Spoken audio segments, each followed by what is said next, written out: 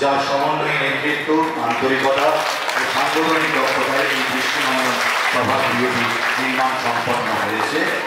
এখন আমরা শ্রদ্ধা প্রণতি আমাদের সকলের তরফ থেকে শ্রদ্ধা প্রণতি সম্মান জ্ঞাপন করলেন আমাদের শ্রদ্ধেয় অধ্যক্ষ স্বামী মায়াধীশানন্দজি মহারাজ।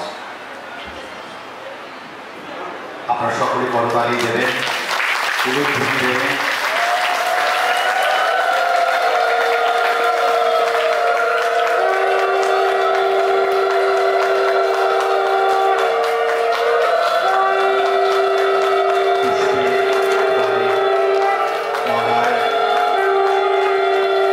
মিষ্টি